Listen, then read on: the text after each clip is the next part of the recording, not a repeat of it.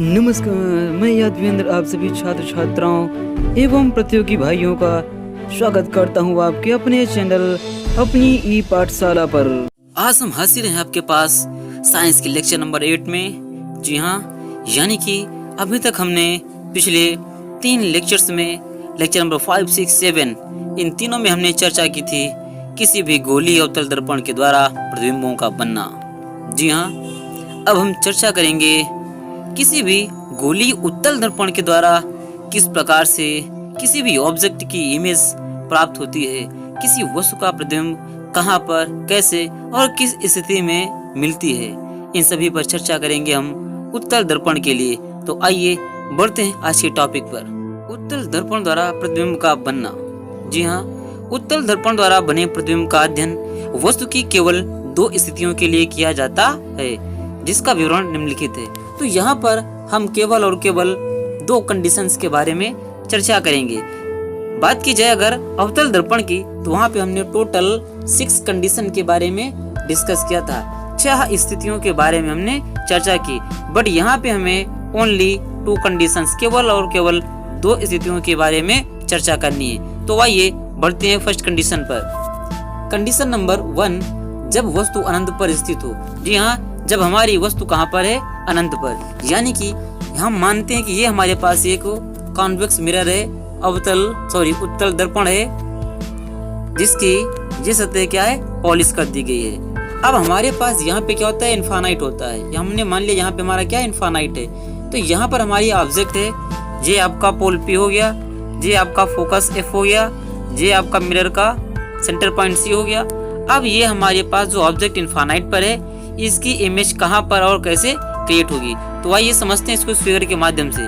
जैसे देखिए हमारे पास एक फिगर दिया है, यानी कि यहाँ पर हमारे पास MN क्या है, कॉन्वेक्स मिरर है। जब हमारे पास ऑब्जेक्ट हमारी AB इनफाइनाइट पे है, तब हम देखते हैं कि प्रकाश की किरणें इस प्रकार से इस मिरर पर आपतित हो रही है। यानी कि जब हमारे पास ऑब्जेक्ट इनफाइनाइट पर होती है, तो हम मानते हैं कि प्रकाश की किरणें हमारे पास इस प्रकार से सीधी पड़ रही हैं। तो जब हमारी ऑब्जेक्ट इनफाइनाइट पर है, तब हम देखते हैं कि प्रकाश की किरण जो कि प्रिंसिपल एक्सिस के पैरेलल यानी कि समांतर गुजर रही हैं। हम यह भी जानते हैं कि जब भी कोई प्रकाश की किरण प्रिंसिपल एक्सिस के समांतर गुजरती है, तो वह परावर्तित होने के बाद सदैव फोकस से होकर गुजरती है। तो क्या हमारी ये किरणें इस पर पड़ने के बाद इस पार निकल आएंगी और इस प्रकार फोकस से होकर जाएंगी? तो बिल्कुल नहीं, क्योंकि हम जानते हैं ये किरणें इस पार नहीं निकलेंगी। क्यों? रीजन क्या उसका, कि इसकी जो ये सतह है वो क्या है, पॉलिश कर दी गई है। यानी कि किरणें इस पार नहीं जाएंगी, बल्कि यहीं से क्या होंगी, परावर्तित हो जाएंगी। तो जब ये किरणें परावर्तित हो जाएंगी इस साइड में, तो इसकी जो इमेज है वो कहाँ पर बनेगी। हमने यहाँ पर देखा कि इस स्थिति में वस्तु का प्रतिबिंब दर्पण के पीछे बन रहा है, मुख्य फोकस पर बन रहा है, आभासी सीधा और वस्तु से छोटा बन रहा है। तो जब वस्तु के जो हमारी वस्तु है उसका जो इमेज है वो दर्पण के पीछे बनेगा, तो कैसे बनेगा। अब हम क्या करते हैं कि जो हमारी ये किरणें इस पर आपतित हुई थी, तो जब फोकस से होकर ही जाती हैं, तो इसको हम मान लेते हैं कि ये किरणें इस प्रकार से आगे फोकस से होकर जाएंगी, इस प्रकार से फोकस से होकर जाएंगी। यानी कि अब इसी के सीध में हम इस किरण को इस प्रकार से परावर्तित होते हुए दिखाते हैं। ये किरणें परावर्तित होकर वापस लौट रही हैं, ये किरण भी लौट रही है। तो क्या ये सभी किरणें एक दूसरे से कहीं मिलेंगी? तो जैसी इनकी डायरेक्शन है, हमें नहीं लगता कि ये किरणें आपस में कहीं मिलेंगी। ये देखिए, ये कहीं भी नहीं मिलेंगी। यानी कि इनको जब दर्पण के पीछे हम आगे बढ़ाते हैं इस प्रकार से, तो ये F पर आकर मिलती हैं, और यहीं पर हमारा क्या है, जो हमारी ऑब्जेक्ट है उसकी इमेज इसी पॉइंट पे क्या होती है, क्रिएट होती है। हम देखते हैं कि हमारे पास ऑब्जेक्ट इतनी बड़ी है, बट जो उसकी इमेज है वो एक छोटे से बिंदु की भांति, एक छोटा सा पॉइंट के रूप में क्या है, यहाँ पे उसकी इमेज क्रिएट हो रही है, क्योंकि ये दर्पण के पीछे भी क्रिएट हो रही है। तो ये कैसी होगी, पूरी तरह से आभासी और सीधी होगी। इस चीज को हम इस फिगर के माध्यम से और भी अच्छे से समझ सकते। यहाँ पर हम देखते हैं कि हमारे पास Mn एक कॉन्वेक्स मिरर है, P इसका पोल है, ये हमारी ऑब्जेक्ट ए भी इन्फानाइट पर है। ये पहली लाइट रे यहाँ पर आई और ये परावर्तित होकर लौट गई, और दूसरी प्रकाश किरण यहाँ पर है, ये भी क्या हुई, परावर्तित होकर लौट गई। हम देख रहे हैं कि ये हमारा क्या है, मुख्य अक्ष है। इसी मुख्य अक्ष के समांतर ये दोनों किरणें जो कि इस मिरर से पड़ती हैं और पड़ने के बाद वापस लौटती हैं। तो हम आगे क्या देख रहे हैं कि ये जो किरणें हैं वो फोकस F से होकर क्या है, गुजर रही हैं, यानी कि जो हमारा ये पॉइंट F है यहाँ से होकर गुजर रही है। ऐसा क्यों हो रहा है, क्योंकि हम जानते हैं कि जब भी हमारे पास प्रिंसिपल एक्सिस के पैरेलल कोई भी प्रकाश किरण आती है तो वह हमेशा परावर्तित होकर फोकस F से जाती है। तो ये यहाँ पर टकराएगी इस बिंदु पर और यहाँ से फोकस से होते हुए जाती हुई प्रतीत होगी, क्योंकि रियल में तो ये जाएगी नहीं। तो हम क्या मानते हैं कि टकराने के बाद वो इसी फोकस से होकर जाएगी। यहाँ पर ये टकराई और ये गई, और दूसरी प्रकाश किरण यहाँ पर आएगी और ये टकराएगी, ऐसे जाएगी। तो इस प्रकार से हम क्या देख रहे हैं कि यहाँ पर हमारे पास पॉइंट F यानी कि फोकस पर कोई वस्तु अगर ए भी कहाँ है, इन्फानाइट पर, तो उसका जो प्रतिबिंब है वो F पर बनता है। और हम देखते हैं कि ये क्या है, एक प्रकार का आभासी प्रतिबिंब है, एक वर्चुअल इमेज है।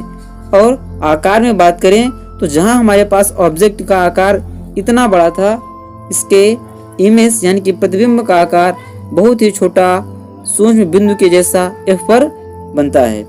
क्योंकि ये आपका कॉन्वेक्स मिरर है, इसलिए इसकी जो इमेज है वो दर्पण के सामने न होकर दर्पण के पीछे बन रही है। इसीलिए हम कहते हैं कि जब भी कॉन्वेक्स मिरर में जब कोई ऑब्जेक्ट इन्फानाइट पर स्थित होती है तो उसकी इमेज सदैव दर्पण के पीछे बनती है और एक सूक्ष्म बिंदु के आकार सीधी तथा आभासी बनती है। यहाँ पर हमारी क्या होगी, इमेज बनेगी, आकार में बहुत ही सूक्ष्म होगी, आभासी होगी।